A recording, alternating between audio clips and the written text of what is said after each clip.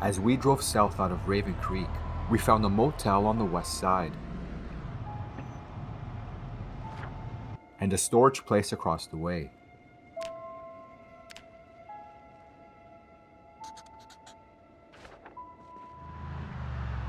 We kept heading west and found a Spiffle's restaurant along the highway.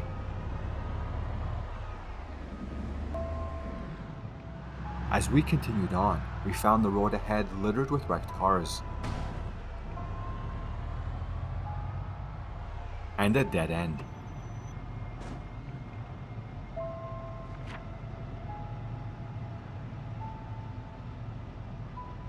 We found a dock and spent the night. We wished we had a boat so we could sail away.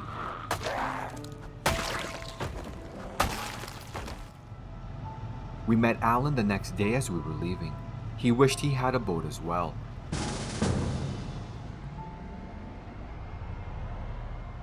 We met Pamela by the motel. She said she was trying to get back home to her town in South Raven Creek, which was just east down the road.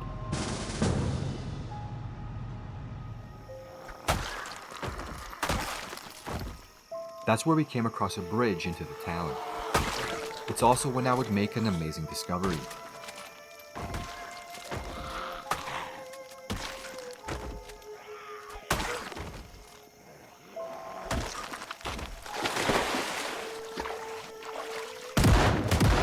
I couldn't walk across the bridge without falling into the water. Pamela, however, couldn't wait to get back to her family and tried crossing the bridge on her own.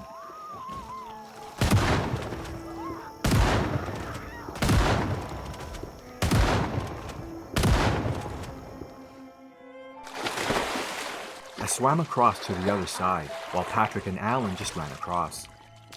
This made me suspect that I might be able to cross the bridge in a vehicle. We found a gas station on the other side. Hoping to drive a vehicle across the bridge to test my theory, we began to clear the area of zombies.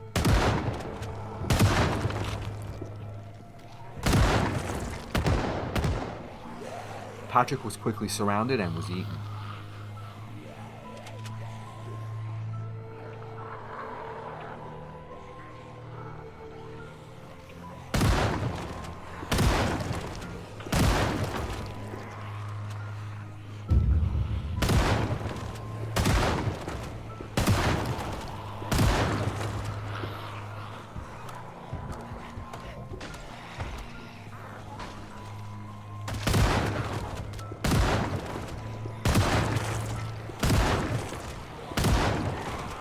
Alan ran up to me and said, "Yo, this is nuts.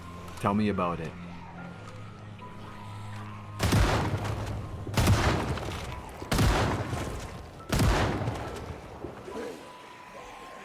We killed zombies into the night, but I quickly lost track of Alan, so I found a bed in an apartment building and called it a night.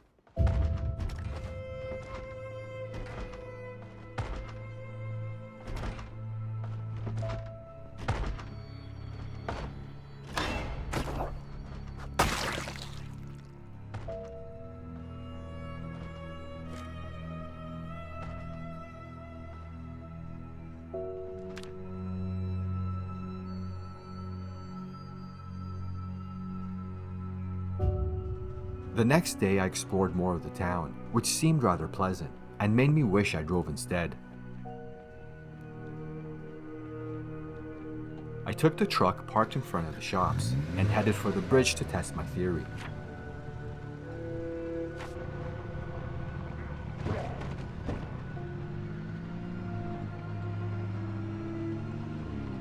Eureka!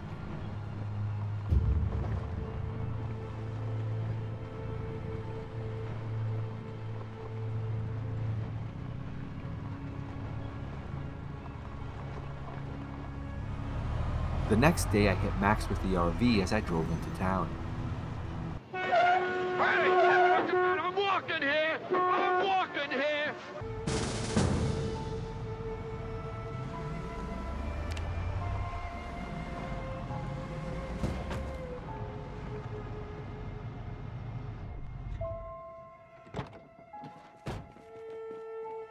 When zombies wandered over, I decided to jump into the RV and let it battle the horde for me.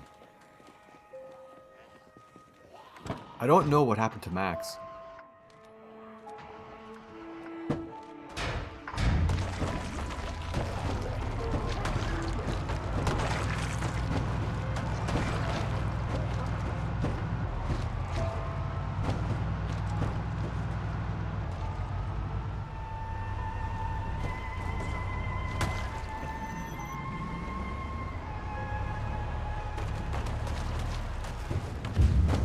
After the front shovel broke, I switched to plan B.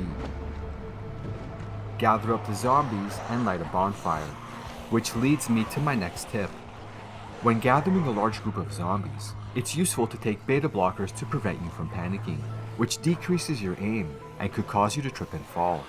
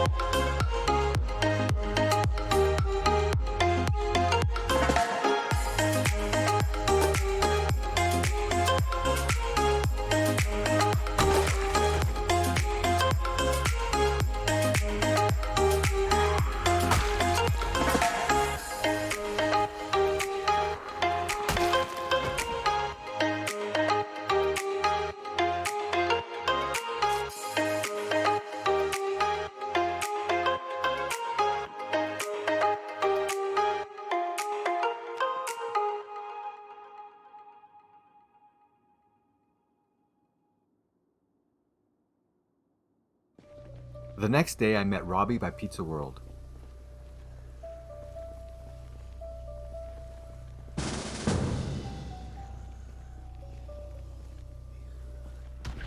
Then I found Jillian by the gas station. A few hours later, I met Malcolm, who was bandaging himself from a zombie attack.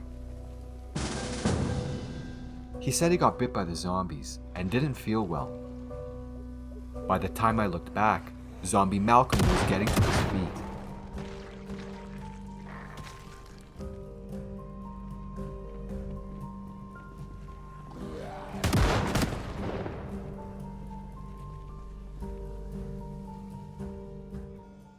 I spent the next day cooking. It helped relieve some stress.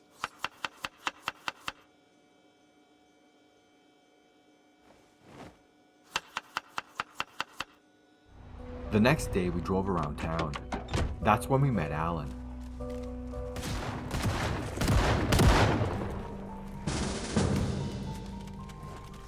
We cleared out the area of zombies as we explored.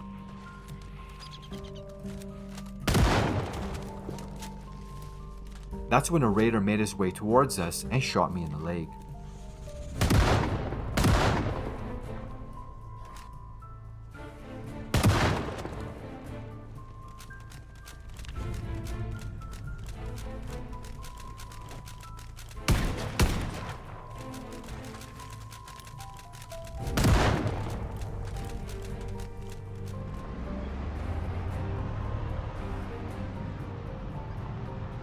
Alan and Robbie had problems crossing the bridge, which led to Alan getting eaten, while Robbie managed to escape with his life.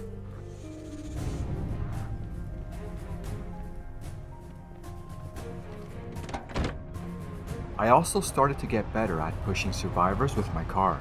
This trick comes in handy when you don't have enough seats. We met Stuart and thought we'd lend a hand with his zombie problem, but we were soon overwhelmed.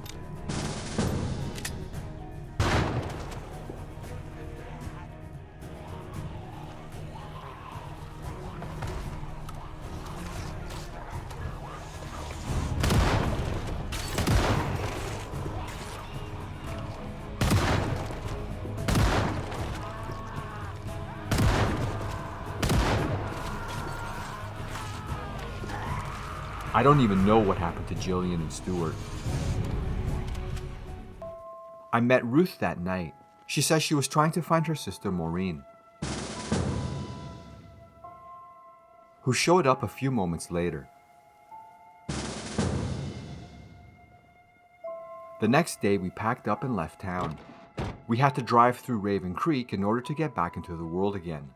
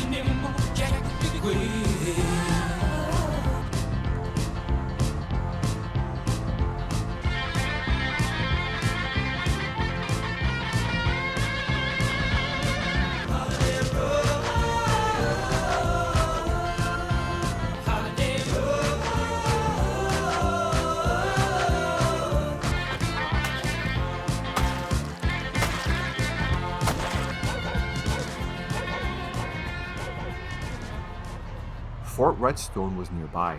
I had never been there, so I thought I would check out the army base.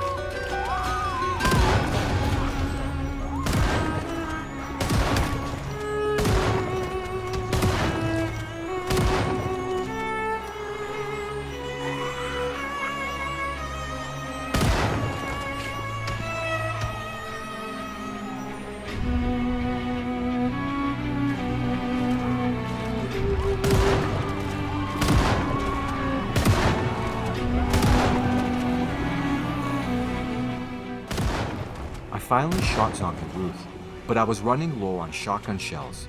I decided to lure the rest of the zombies away so I could go back and shoot Zombie Maureen.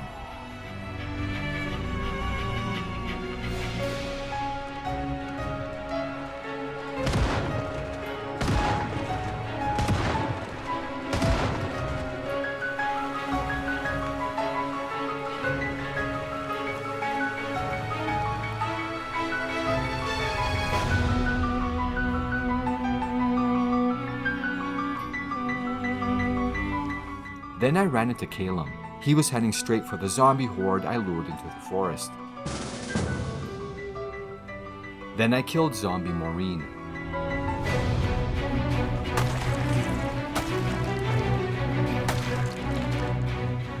A thick fog rolled in as it started to rain, so I spent the rest of the night playing Kaboom.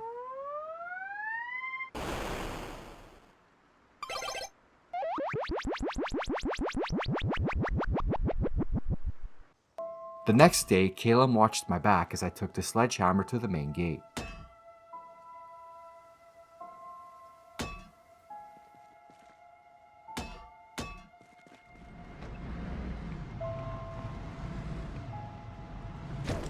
We drove up to another gate leading into the compound. We explored on foot and found a hospital.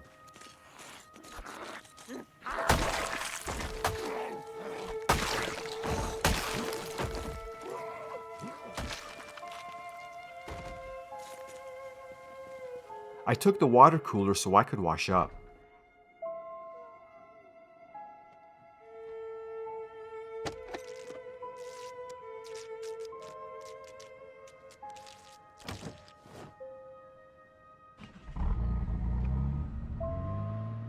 On the way back, we met Carolyn, who was stuck in the guard booth, so I disassembled the door for her and set up the water cooler.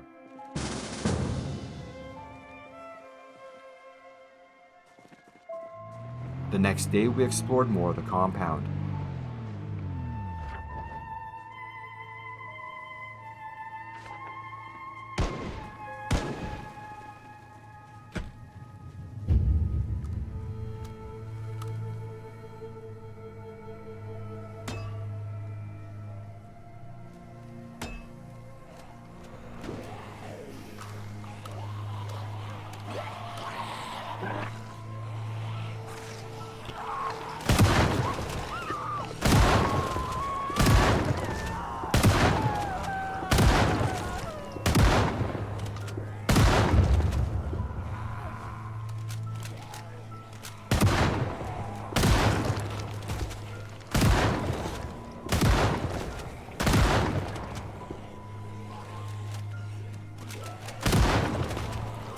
And I ran out of shotgun shells.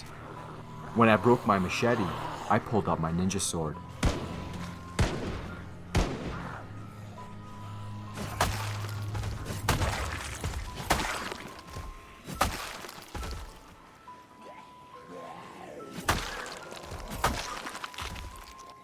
And I was able to kill zombie Carolyn.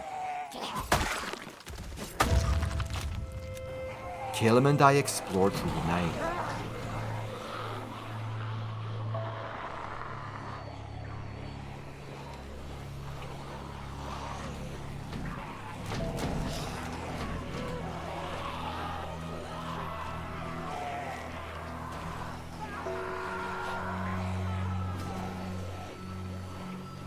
With no shotgun shells and a million zombies left, it was time to run away.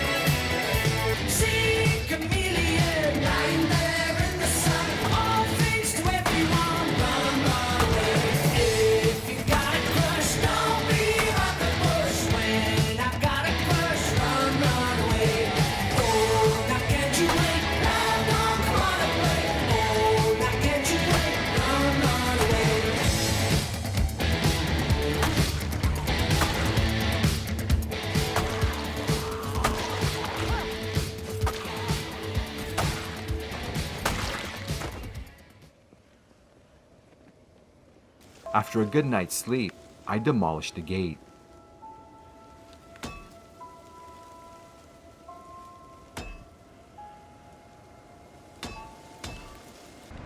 On Christmas Eve, I used the RV to clear the area.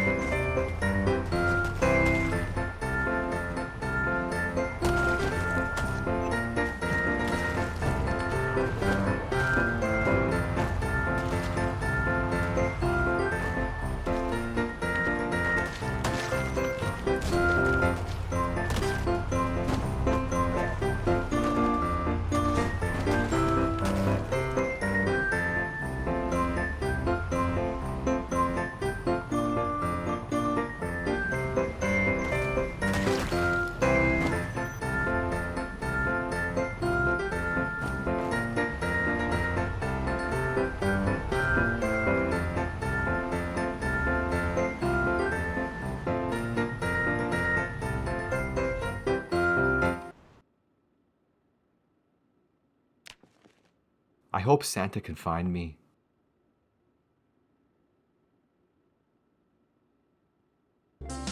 On Christmas Day, I wore my Santa suit and scavenged through the base for any Christmas presents I could find. I found some shotgun shells, and even a tactical machete. It was beginning to feel like Christmas. I spent the rest of the day exploring the base before I decided to leave.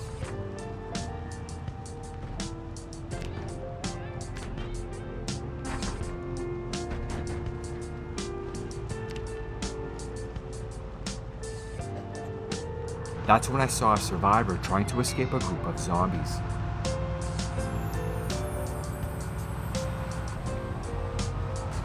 But I couldn't give her a Christmas miracle.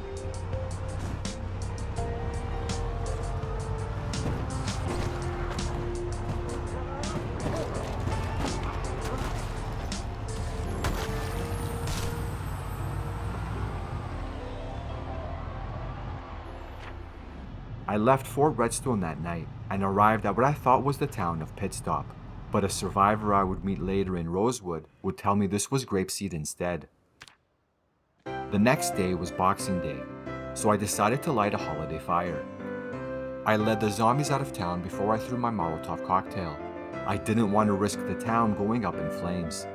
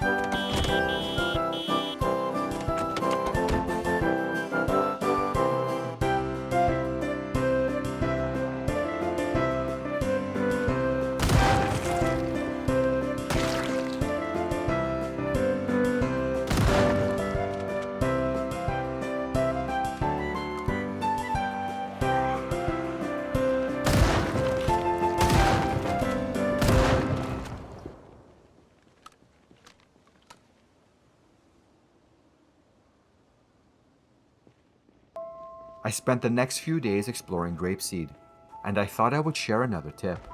Windows and fences are an effective tool to deal with zombies in a quick and efficient manner.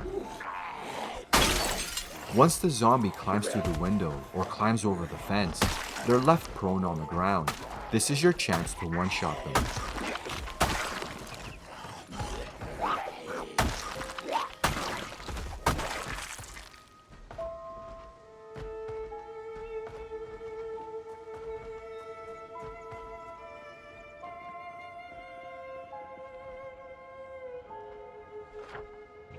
I marked the important spots on my map, like the gas station and gun store. After my time in Grapeseed, I decided to drive to Rosewood.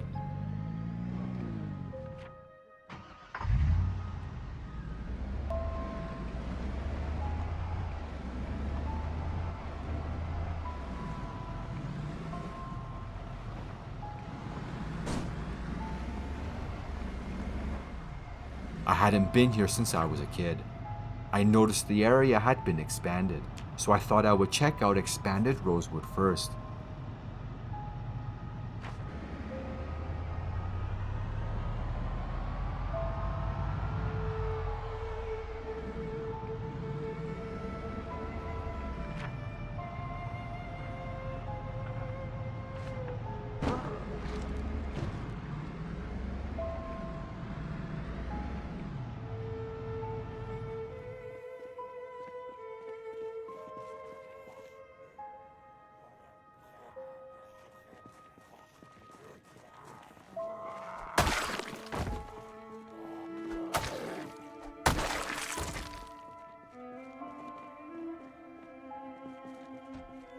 I cleared a path for the RV to get through.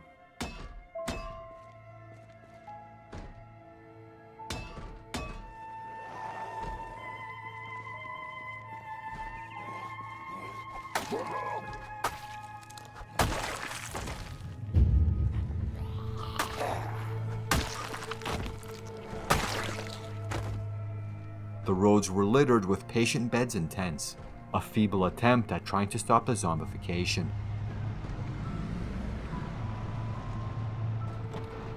I met Nicola making her way through town. She said she was from Grapeseed and not Pitstop as I thought. Pitstop was the town east of Rosewood, she said.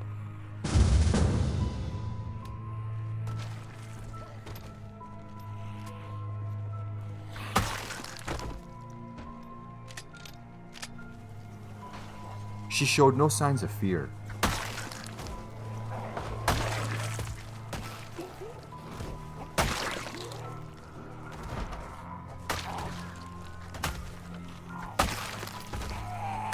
Until the next day when she showed signs of fear.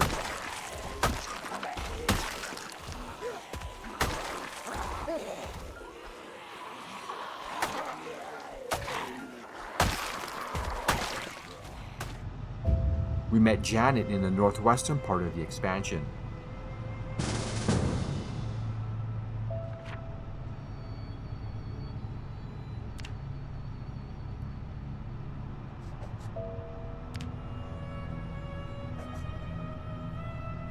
Together we explored the highways to see what roads led where. We found one road that led to Blackwood.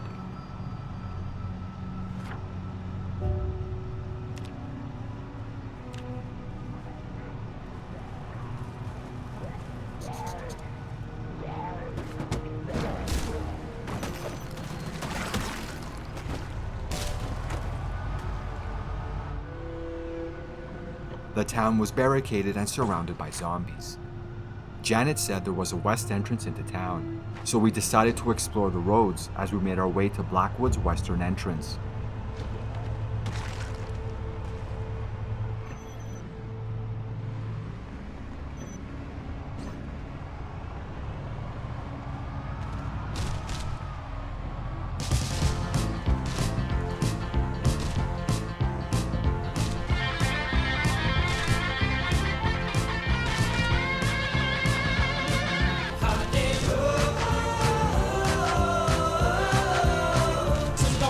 Down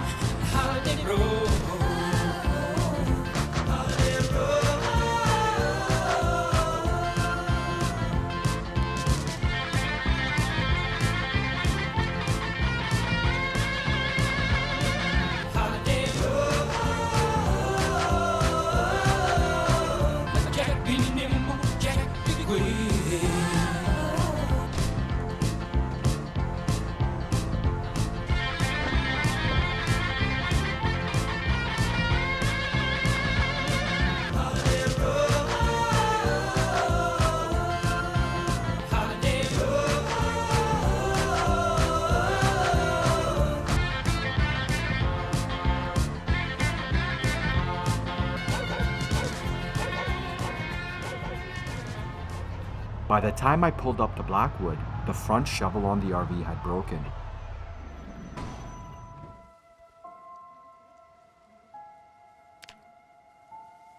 By the time I replaced the front shovel, Nicola had disappeared, and Janet didn't want to spend New Year's in a drab-looking town.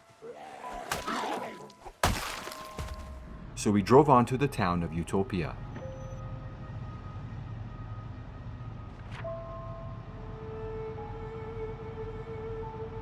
Janet wore a new outfit on New Year's Day. I said she looked nice. We jumped into a truck and decided to lure the zombies out of town instead of killing them all. So we lured them into the forest.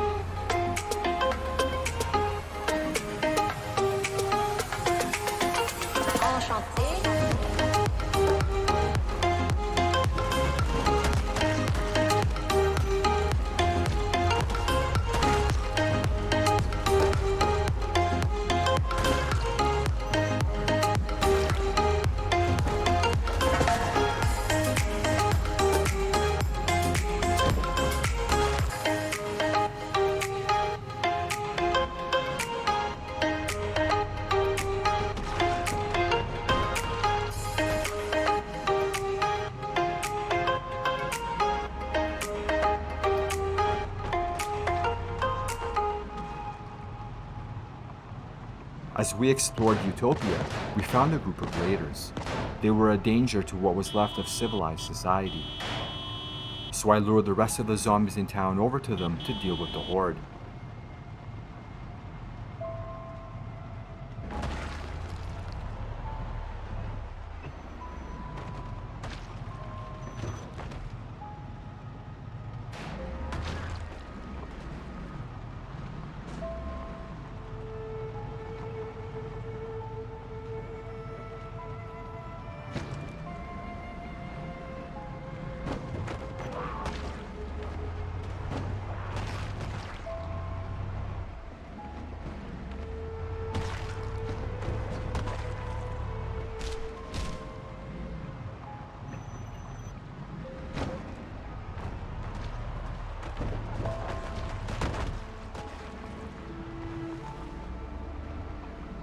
I pulled the RV into the gas station.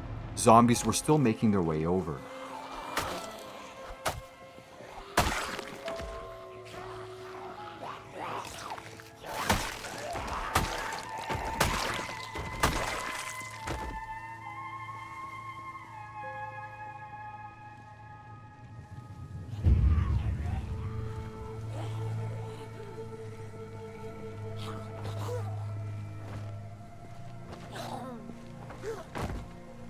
It broke my heart to kill her, but I promised her I would if she turned, and I like to keep my word.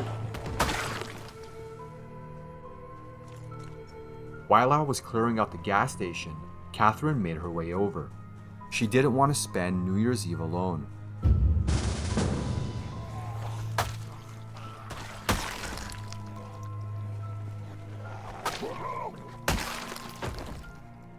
At midnight, we rang in the new year by clearing out the rest of the zombies around the gas station.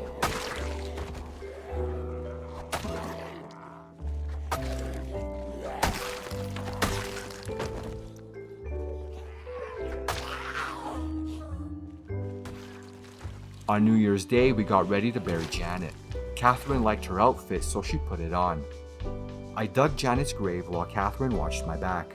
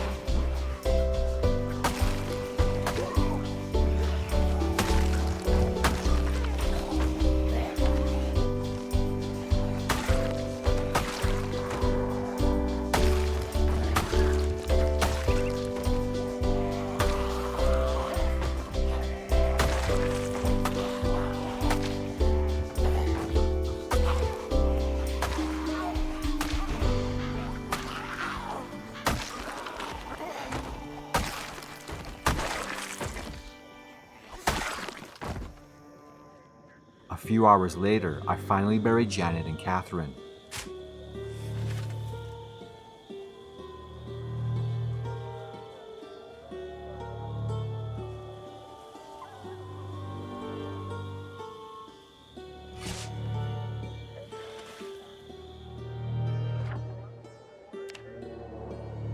Happy New Year.